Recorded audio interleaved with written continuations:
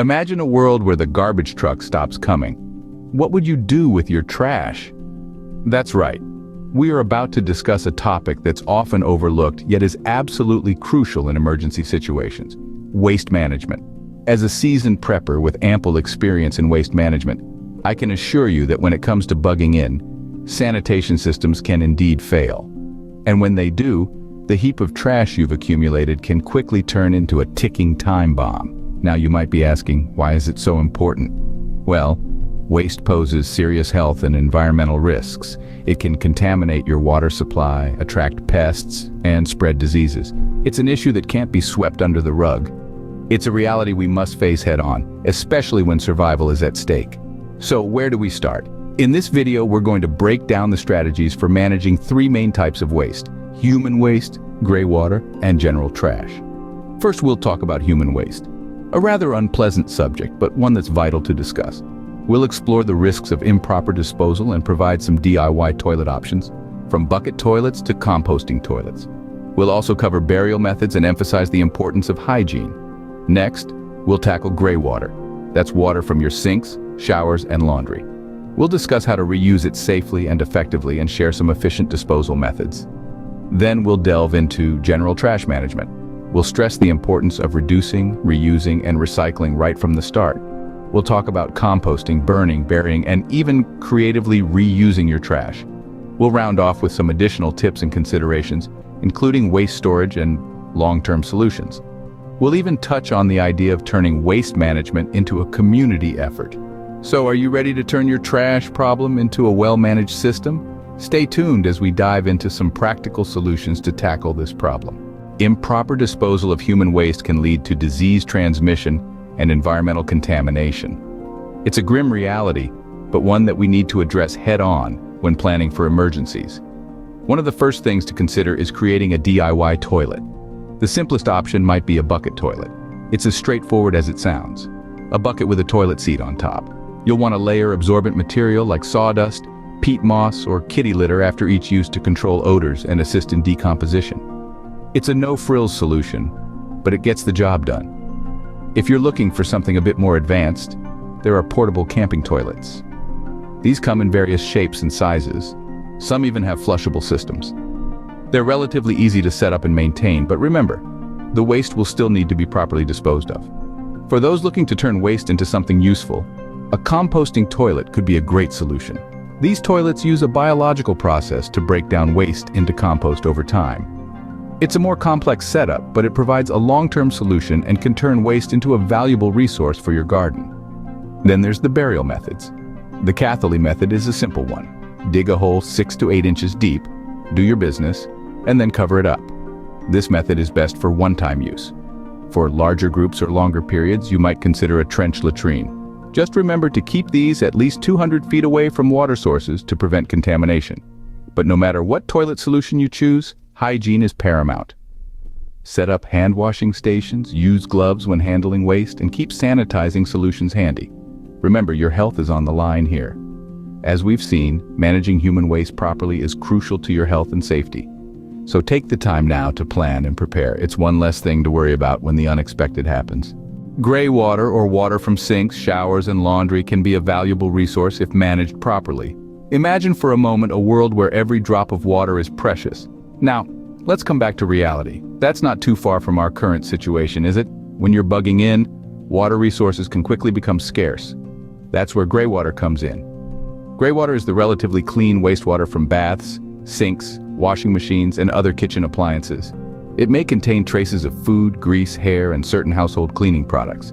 While it may not be up to drinking standards, it's far from useless. One of the most efficient ways to use gray water is to water your plants.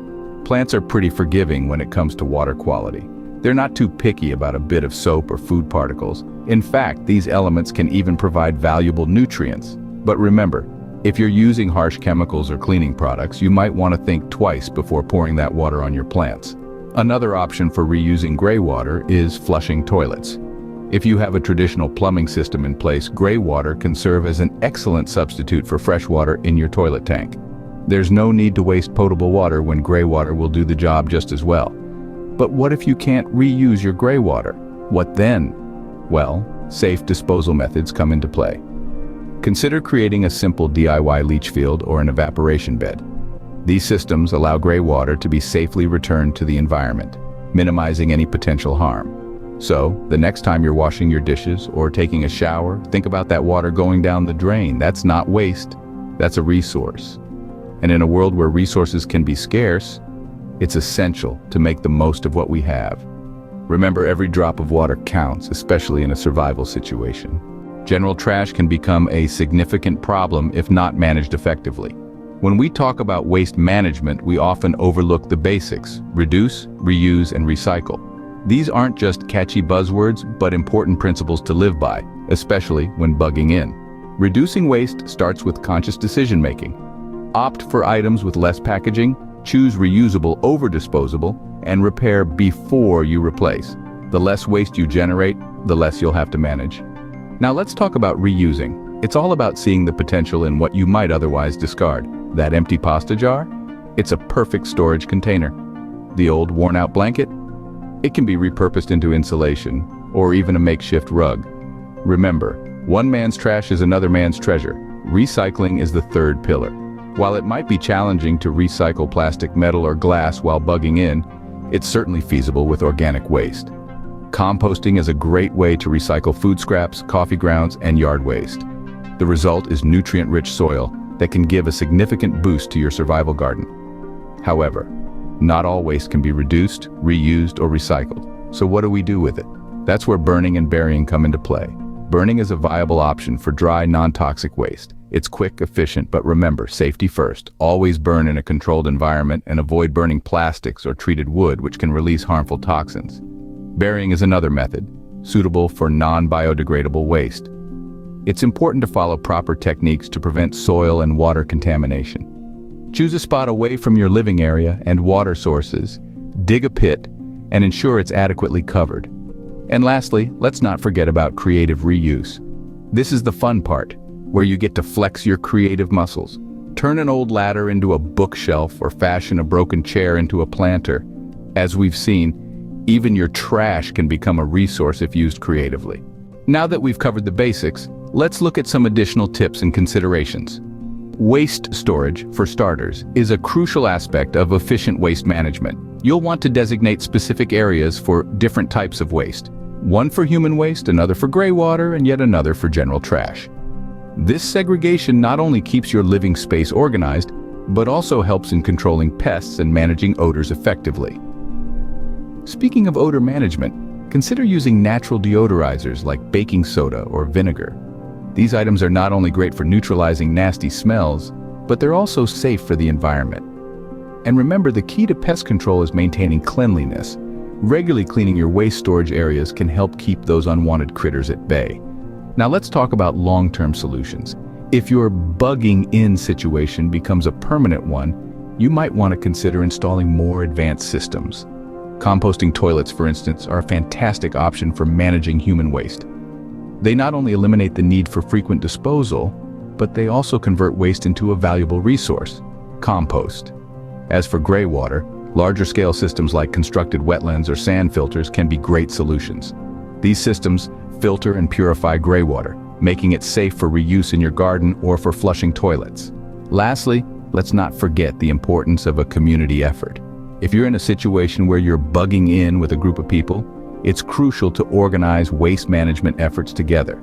This way, everyone understands the importance of proper waste disposal, and everyone contributes to maintaining the cleanliness and safety of your shared space. Remember, managing waste effectively requires planning, practice, and cooperation. It might seem like a daunting task at first, but with the right strategies and a little bit of teamwork, you can turn what's often considered a problem into a solution. And that's it for this segment on essential tips and considerations for waste management while bugging in. Stay tuned for the next part, where we'll discuss how you can start preparing now for a cleaner, safer, and more sustainable tomorrow.